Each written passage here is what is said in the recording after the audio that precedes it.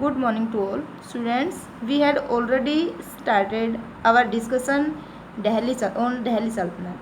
The period between 1206 to 1526 is known as the period of Delhi Sultanate.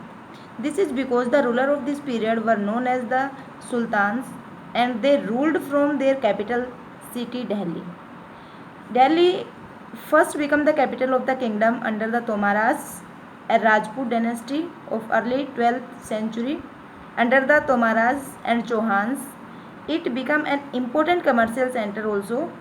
Coins minted here because were called the Delhi Wall, which had a wild circulation. Delhi became the capital of the vast area of the subcontinent only under the Delhi Sultanate.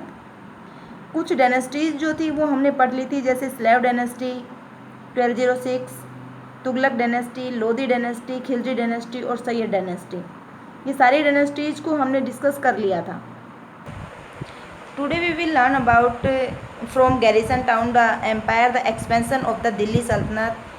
कुछ मस्जिद के बारे में पढ़ेंगे, closer look administration and the consolidation under the Khiljis and Tughlaqs के बारे में हम पढ़ेंगे।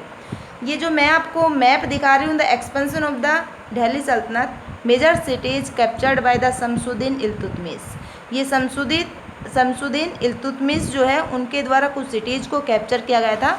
वो सिटीज़ इसमें मैं मेनली दिखा रही हूँ आपको, जैसे इसमें लाहौर, दिल्ली, अवध, लखनौती, मुल्तान और लिंच, कुछ ये मेजर सिटीज़ हैं जो शमसुद्दीन इल्तुतमिश ने कैप्चर की थी, कुछ ही सिटी। और इन सिटीज़ के अंदर बहुत सारे छोटे छोटे शहर भी आते हैं और ये पूरा जो एरिया है ये शमसुद्दीन इल्तुतमिश ने कैप्चर किया था, उन्होंने अपने कंट्रोल में ले रखा था ये इतना पूरा का पूरा एरिया, जिसमें बहुत सारी छोटी छोटी सिटीज़ भी आती हैं, जैसे ग्वालियर है, बनारस है और मंडोर है, बुधान है, अजमेर है,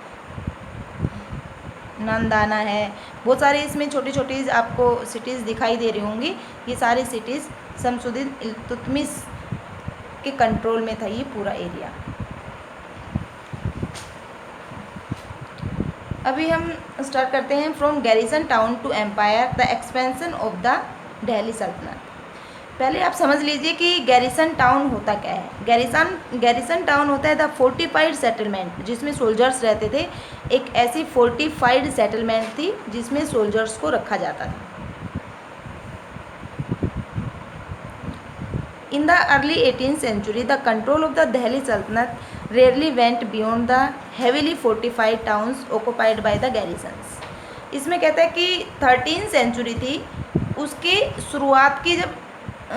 शुरुआत का जब टाइम था, उसमें जो दिल्ली के जो सुल्तान्स थे उन्होंने गैरिसन्स टाउन मैंने आपको बताया था एक फोर्टिफाइड सेटलमेंट थी जिसमें सोल्जर्स को रखा जाता था।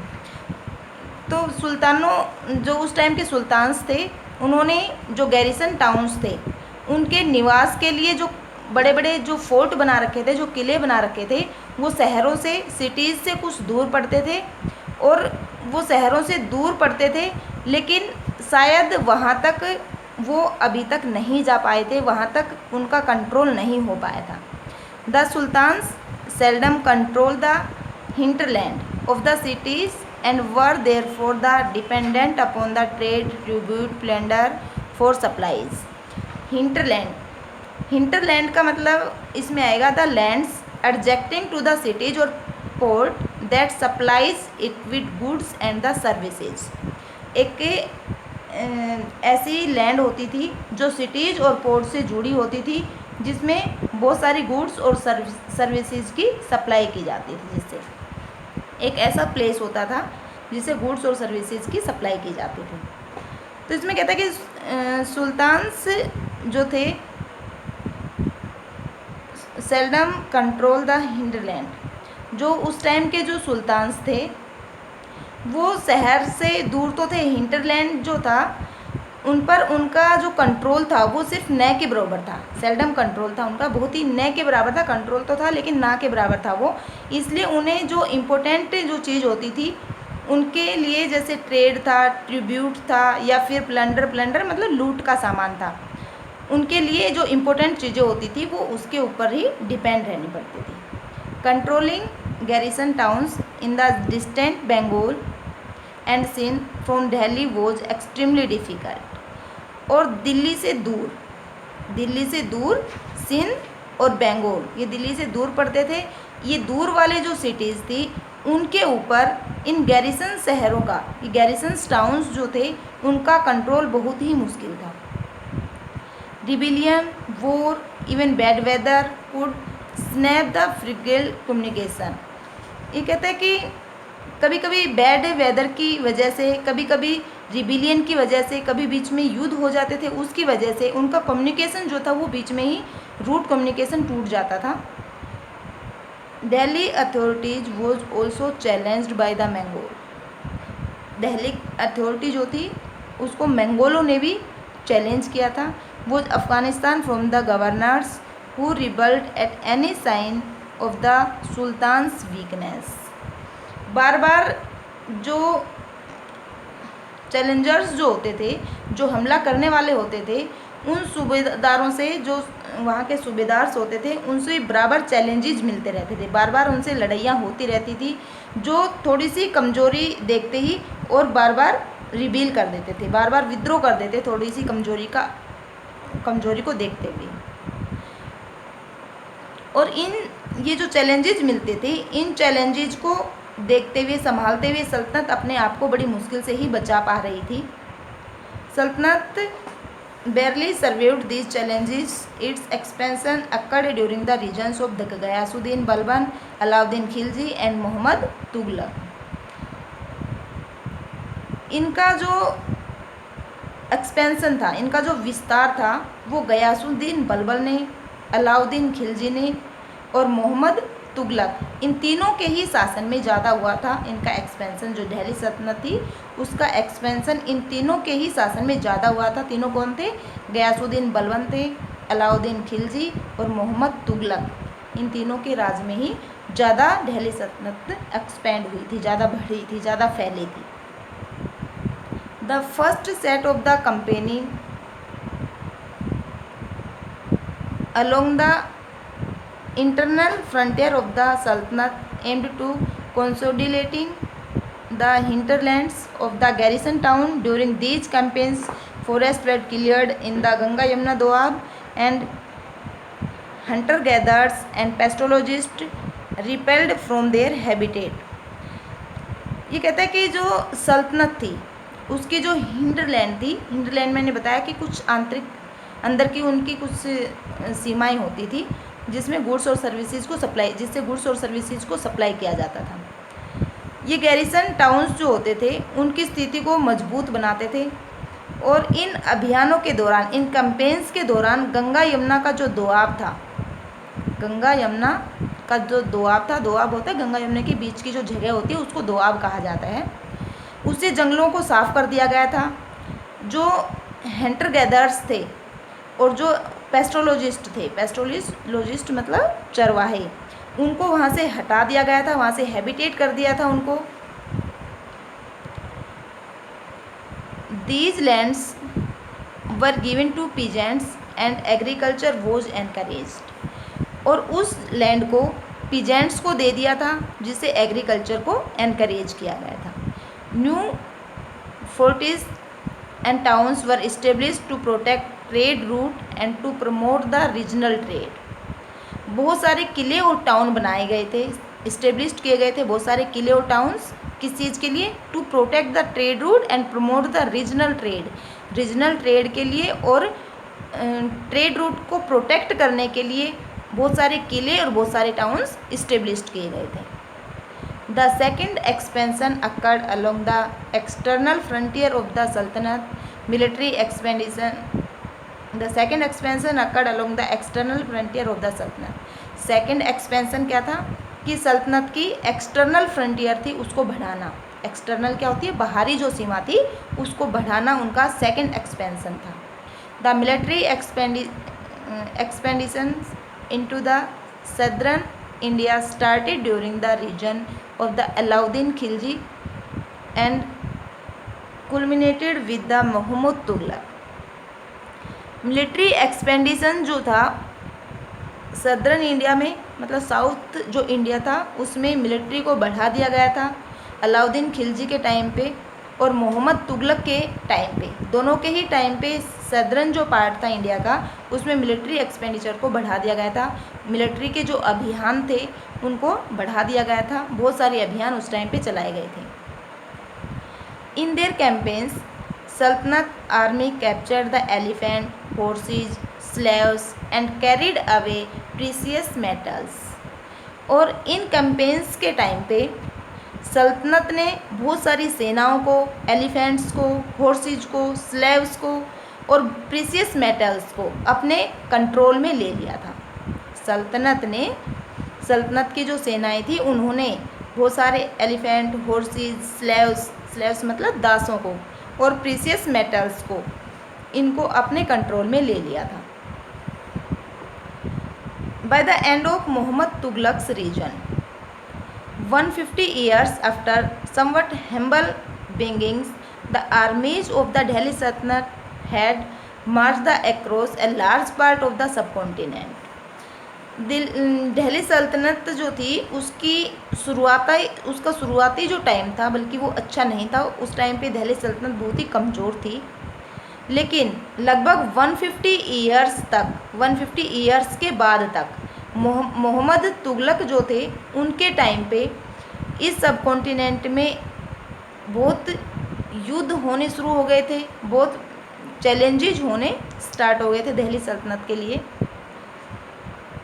दे had defeated rebel armies and seized the cities. उन्होंने जो रेबल आर्मीज थी, शत्रु की जो सेनाएं थी उनको हरा दिया था, उनको डिफीट कर दिया था और जो दूसरी सिटीज़ थी उनको भी अपने कब्जे में ले लिया था। सीज्ड करना मतलब कंट्रोल में करना, उनको अपने कब्जे में ले लेना। द सल्तनत collected taxes from the peasantry and dispensed justice in its realm, but now complete and effective was its control over such a vast territory. लेकिन सल्तनत जो थी उन्होंने टैक्सों को कलेक्ट करना शुरू कर दिया था जो पीजेंट से लिए जाते थे, और इतनी बड़ी टेरिटरी पर, इतने बड़े रीजन पर इनका कंट्रोल करना बहुत ही इफ़ेक्टिव था। इस पूरी टेरिटरी के ऊपर कंट्रोल करना बहुत ही इफ़ेक्टिव माना गया था। एक मैप मैं आपको शो कर रही हूँ। इस मैप में जो अलाउद्दीन खिलजी है उनका कैंपेन दिखा रखा है कि किस तरह से साउथ इंडिया में, सदर्न इंडिया में उन्होंने अपना कैंपेन शुरू किया था, किस तरह से उन्होंने अपनी टेरिटरी को बढ़ाया था। सबसे पहले उन्होंने स्टार्ट किया था 1296 में, जो कारा है, कारा से, और वो देवगिरी चले गए थे। कारा से देवगिरी तक का इलाका उन्होंने अपने इलाके में, अपने कंट्रोल में ले लिया था। इसके बाद उन्होंने 1292 में दिल्ली से गुजरात तक का जो इलाका था वो लिया। उसके बाद 1301 में रणथंभौर तक, फिर 1303 में चित्तौड़ तक, और उसके बाद इससे पहले 1302 से 1303 इसके बीच में बंगाल का पूरा इलाका और वारंगल तक इन्होंने अपने कंट्रोल में ले लिया था। उसके बाद ऐसे ही इसके इलाके बढ़ते चले गए थे। 1311 में ये वारंगल, देवगिरी से वारंगल तक आ गए थे। फिर जो यादव जो थे उनका पूरा इलाका इन्होंने अपना कैंपेन में ले लिया था 1310 से 1311 के बीच में। उसके बाद ये मदुरई और तंजावुर 1311 में ये मदुरई से तंजावुर तक चले गए थे। यहाँ पे पांड्याज जो थे वो राज करते थे। पांड्याज का शासन था जो आपने फर्स्ट चैप्टर में पढ़ा था। यहाँ पल्लव्स जो थे वो राज करते थे। इसका भी मैंने आपको फर्स्ट जो चैप्टर था उसमें पढ़ाया था। इस मैप के थ्रू मैंने आपको इसमें समझाया था कि पाल्स जो थे यहाँ पे पांड्याज थे, ये चहमांस थे, गुजरा प्रतिहारा थे, परमार्स थे, चंदेल्स थे। इस तरह मैंने ये पूरा मैप आपको सेकंड चैप्टर करवाया था, न्यू किंग्स एंड किंगडम्स। उसमें मैंने आपको ये सारे बता दिए थे। तो इसमें सिर्फ ये एक ही दे रखा है, इसमें Pandyas. Now we move to the next topic, the closer look, administration and the consolidation under the Khiljis and the Tughlaqs. The consolidation of the kingdom as vast as the Delhi Sultanate needed reliable governors and administrators. Delhi सल्तनत को अपना जो kingdom था उसको vast बनाने के लिए बहुत सारे गवर्नर्स और बहुत सारे एडमिनिस्ट्रेटर्स की ज़रूरत थी। गवर्नर्स और बहुत सारे एडमिनिस्ट्रेटर्स की ज़रूरत थी दिल्ली सल्तनत को।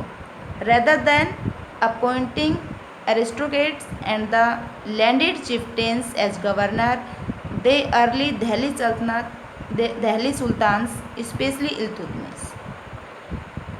दिल्ली के स्टार्टिंग में जो सुल्तान थे, मेनली स्पेशली इल्तुतमिश थे, उन्होंने जो एरिस्टोक्रेट्स थे और जो लैंडेड चिफ्टेंस थे या गवर्नर्स थे, उनकी जगह पे जो स्लेव गवर्नर्स थे, जो गुलाम सूबेदार थे, उनको अपॉइंट करना शुरू कर दिया था। उन्होंने specially slaves purchased for the military service. उन्होंने इल्तुतमिश ने मिलिट्री सर्विस के लिए बहुत सारे स्लेव्स को स्पेशली परचेज किया था, कोल्ड बंदगन, जिनको बंदगन के नाम से जाना गया था। इन द प्रेसियन लैंग्वेज में उसको बंदगन के नाम से जाना गया था। They were carefully trained to the man some of the most important political offices in the kingdom. और उस टाइम पे जो पॉलिटिकल ऑफिसर थे या पॉलिटिकल ऑफिसर्स थे, उन्होंने ही उन स्लेव्स को केयरफुली ट्रेंड किया था। Since they were totally depend upon their masters, हालांकि वो टोटली अपने मास्टर के ऊपर ही डिपेंड रहते थे। The sultan could trust and relay upon them, और जो सुल्तान्स होते थे वो भी उन पर ही डिपेंड हो जाते थे, वो भी उनके ऊपर ही डिपेंड हो सकते थे।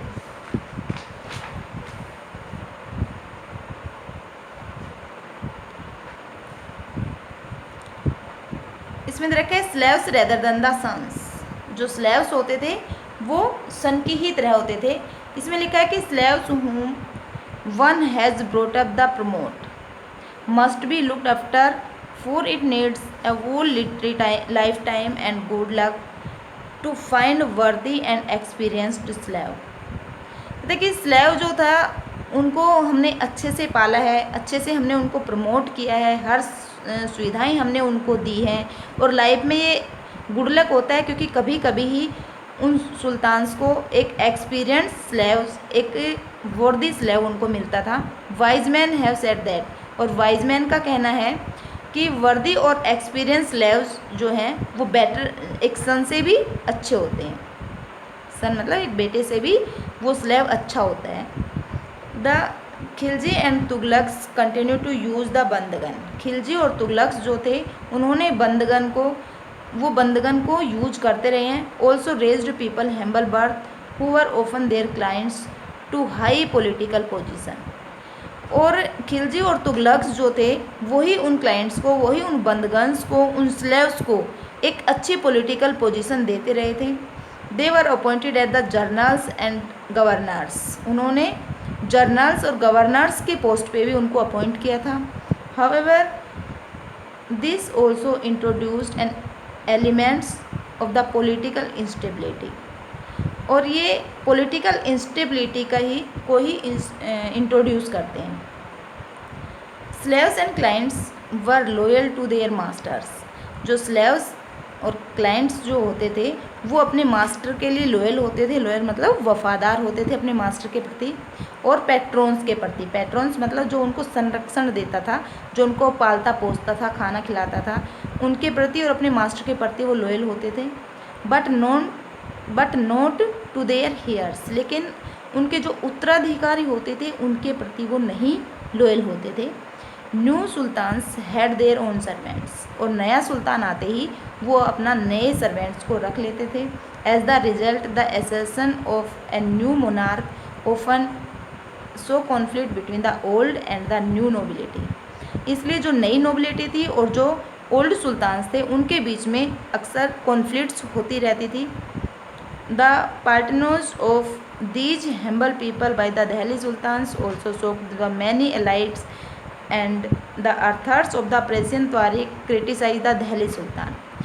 और जो पर्शियन तारीख के जो ऑथर्स थे उन्होंने दिल्ली सल्तनत की इस बात को लेके इनको क्रिटिसाइज भी किया है for appointing the low and based burn of the high offices. उनका कहना था कि जो लोअर लोग थे, जो स्लेव्स थे, उनको हाई पोजीशन पे पहुंचाना इनके लिए सही नहीं है, दिल्ली सुल्तान्स के लिए सही नहीं है। ये तारीख के प्रेजेंट जो तारीख के जो ऑथर्स थे उनका कहना था कि ये उनके लिए सही नहीं है कि स्लेव्स को वो हाई पोस्ट देते थे, हाई पोजीशंस पर रखते थे। इस तरह के इसमें कुछ एग्जांपल्स दे रखे हैं, जैसे officers of the sultan Mohammad Tughlaq ने किन लोगों को जो ऑफिसर्स थे या अच्छी पोस्ट थे उनके ऊपर पहुंचाया था। इन्होंने कुछ नाम इसमें दे रखे हैं, जैसे सुल्तान मोहम्मद तुगलक अपॉइंटेड द ख्रिज कुमारो, अजीज कुमार नामक एक कलाल को, कलाल मतलब वाइन डिस्टिलर होता है, वाइन डिस्टिलर मतलब शराब बनाने वाला और शराब बेचने वाला होता है, जिसको हम कलाल कहते हैं। तो अजीज कुमार नामक कलाल को उन्होंने अच्छी पोस्ट दी थी। उसके बाद फिरोज हज्जाम एक बार्बर था। और मनका तब्बाक जो था वो एक कुक था। एंड 2 गार्डनर्स, 2 गार्डनर थे, गार्डन मतलब माली थे 2, एक तो लाढ़ा और दूसरा पीरा। ये दोनों गार्डनर थे जो बगीचे में काम करते थे। 2 हाई एडमिनिस्ट्रेटिव पोस्ट, और इनको हाई एडमिनिस्ट्रेटिव पोस्ट दी थी मोहम्मद तुगलक ने। जियाउद्दीन बर्नी, a mid-14th century chronicler, reported their appointments as the sign of Sultan loss of the political judgment and his incapability to rule। और जियाउद्दीन बर्नी जो थे वो एक फेमस इतिहासकार थे। जियाउद्दीन बर्नी कौन थे? एक फेमस इतिहासकार थे। उन्होंने कहा है कि इतनी बड़ी बड़ी इन लोगों को पोस्ट देके जो उनकी पॉलिटिकल इंस्टेबिलिटी थी, पॉलिटिकल जो विवेक था उनका उन्होंने नाश कर दिया है, उनको ख़त्म कर दिया है। और ये सारी चीज़ें जो उनका जजमेंट था, उनका जो शासन था, उसको नीचे गिराने की बात थी। ये सारी जो स्लेव्स को इतनी बड़ी बड़ी पोस्टों पर पहुंचाना, ये उन लोगों को अच्छा नहीं लगता था। जो बड़े बड़े जो लोग होते थे, जैसे इतिहासकार होते थे, जियाउद्दीन बर्नी जैसे जो लोग होते थे, उनको ये चीज़ें पसंद नहीं आती थी।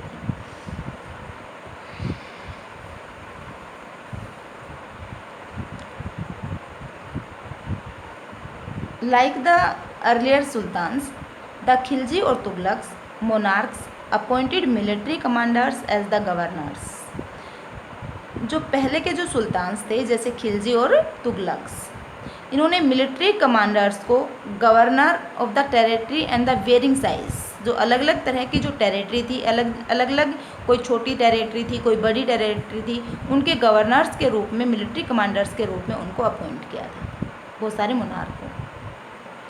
These lands were called the इक्ता।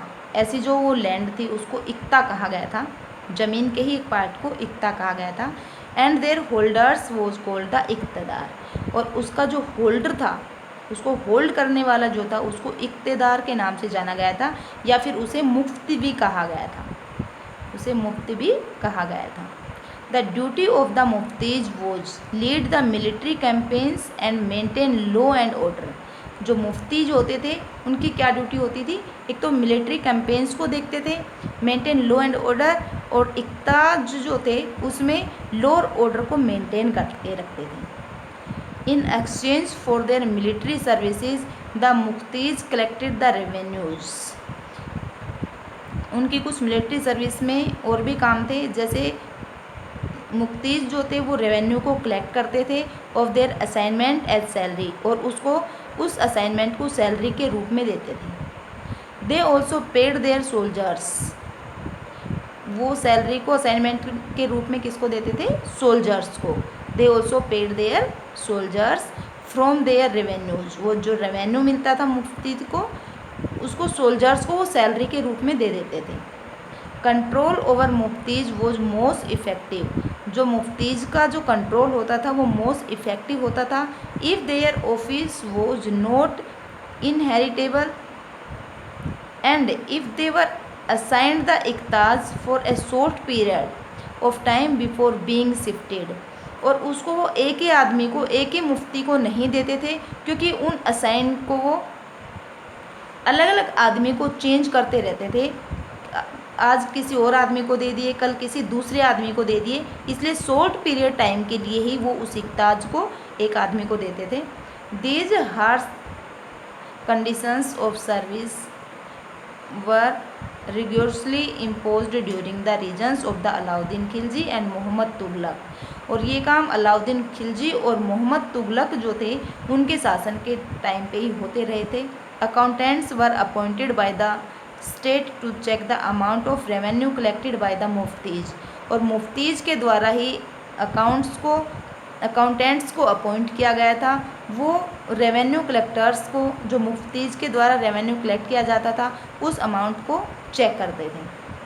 Prescribes bye the state and that he kept the required number of the soldiers, और इस काम को ध्यान रखने के लिए, इस काम को अच्छे से करने के लिए मुफ्ती राज्य जो स्टेट होता था उसके द्वारा जो टैक्स लिए जाते थे उनके अकॉर्डिंग ही जो सोल्जर्स थे उनको रखा जाता था, कि कितने सोल्जर्स की ज़रूरत होती थी उसी के हिसाब से ही सोल्जर्स को रखा जाता था।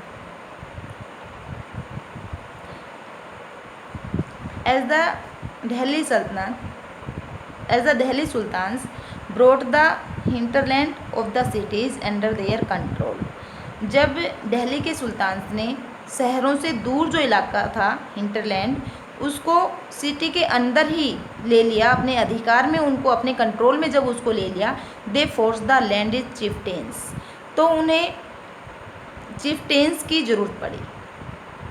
द समानताज restricts and the rich landlords to accept their authorities, तो उस टाइम पे जो रेस्ट्रिकेट्स थे, मतलब कुछ सामंत होते थे और कुछ अमीर जमींदार होते थे, उनको अमीर जमींदारों को भी अपना जो शासन था वो उन लोगों के सामने झुकाना पड़ा। Under Alauddin Khilji the state brought the assignment and collect of land revenue under its own control, और अलाउद्दीन खिलजी के कंट्रोल में ही, अलाउद्दीन खिलजी के शासनकाल में ही जो रेवेन्यू था, एक टैक्स का नाम था, जो टैक्स लिया जाता था उसको रेवेन्यू कहा जाता था, तो उस रेवेन्यू को जो वसूल किया जाता था, जो लिया जाता था, उस काम को भी स्टेट जो था स्टेट ने अपने ही कंट्रोल में ले लिया। जो रेवेन्यू कलेक्ट किया जाता था उस रेवेन्यू कलेक्शन के काम को भी स्टेट ने अपने ही कंट्रोल में ले लिया। और जो स्थायी रेस्ट्रिकेट्स होते थे, चीफ्टेंस, जो लोकल चीफ्टेंस होते थे, उनसे भी कर लेने का अधिकार दे दिया कि वो भी कर देंगे, बल्कि the rights of the local chieftains of the levy tax were cancelled and they were also force to pay tax. हालांकि वो पहले टैक्स नहीं देते थे, लेवी एक टैक्स का ही नाम है। ये टैक्स, बहुत सारे टैक्सेज आप नेक्स्ट क्लास में पढ़ोगे, जैसे लेवी टैक्स होता है, एक जजिया टैक्स होता है, ऑक्ट्राइन टैक्स होता है, एक खराज होता है। ये डिफरेंट टाइप के जो टैक्स हैं ये आप नेक्स्ट ईयर पढ़ोगे 8th-9th क्लास में। तो कहता है कि जो लेवी टैक्स था वो चिफ्टेंस नहीं देते थे, लेकिन उनको भी अब ये टैक्स देने के लिए फोर्स किया गया था। The sultans administrators measured the land and kept careful account, और सुल्तान ने क्या किया, जो एडमिनिस्ट्रेटर था उसको लैंड को मेजर करने के लिए कहा और केयरफुली अकाउंट्स को सिक्योर करने के लिए कहा। Some of the old chieftains and landlords serve the सल्तनत as revenue collectors and the assessors. उन्होंने कुछ जो सुल्तान के जो एडमिनिस्ट्रेटर थे उन्होंने ये राइट दे दिया सुल्तान ने कि वो ज़मीन को नापेंगे और उनका जो हिसाब किताब था वो बड़ी केयरफुली करेंगे। Sultan there were 3 types of the taxes. उस टाइम पे 3 टाइप के टैक्स होते थे। एक तो कल्टीवेशन ऑन द खिराज and amounting to about the 50% of the peasants produce on the cattle and the own horses. First जो टैक्स था वो कल्टीवेशन के ऊपर लगाया जाता था, जिसको खराज कहा जाता था। ये पीजेंट्स की जितना भी प्रोड्यूस होता था, पीजेंट्स के पास जितनी भी फसल होती थी उसका 50% अमाउंट ले लिया जाता था। ऑन द कैटल्स, सेकंड जो था वो कैटल्स पर लगाया जाता था, और थर्ड जो है वो हॉर्सेज, घोड़ों पर लगाया जाता था। It is important to remember that a large part of the subcontinent remained outside the control of the Delhi सल्तनत। कहते कि बहुत ही याद रखना बहुत ही ज़रूरी था कि इस सबकॉन्टिनेंट का बहुत ही बड़ा पार्ट जो दिल्ली के सुल्तान थे उनके कंट्रोल से बाहर हो गया था। It was difficult to control the distant provinces like the Bengal from Delhi, क्योंकि दिल्ली से बंगाल प्रोविंस जो था वो बहुत दूर पड़ता था। बंगाल जैसे जो प्रांत थे वो बहुत ही दूर पड़ते थे, और दिल्ली से बंगाल जैसे दूर पड़ने वाले जो इलाके थे उनको कंट्रोल करना बहुत ही मुश्किल था।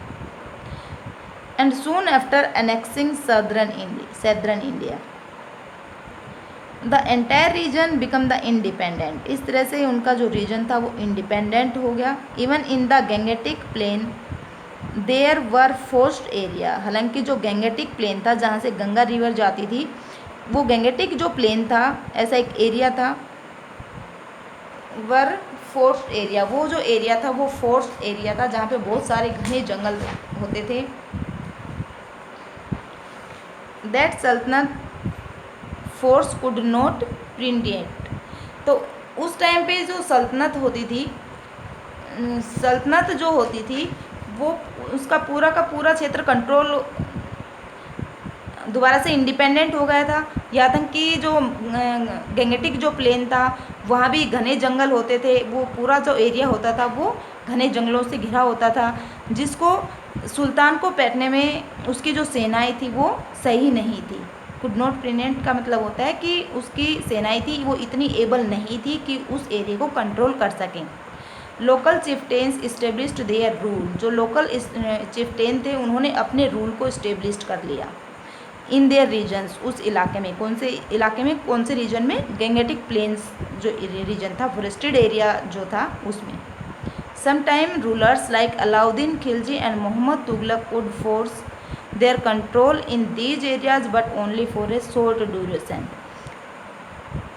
हालांकि उस टाइम पे जो लोकल चिफ्टेन्स थे उन्होंने अपने रूल वहाँ पे इस्टेब्लिश कर लिए, लेकिन अलाउद्दीन खिलजी और मोहम्मद तुगलक जैसे जो रूलर थे उन्होंने भी कुछ टाइम के लिए अब उस इलाके को फोर्स कर लिया, उस इलाके को कंट्रोल कर लिया, लेकिन उनका जो कंट्रोल था वो शॉर्ट ड्यूरेशन के लिए ही बना रह पाया था। बहुत ही छोटे टाइम के लिए उनका ड्यूरेशन, उनका जो टाइम था, उनका जो अधिकार था वो वहाँ पे बना रह पाया था। चिफ्टेन्स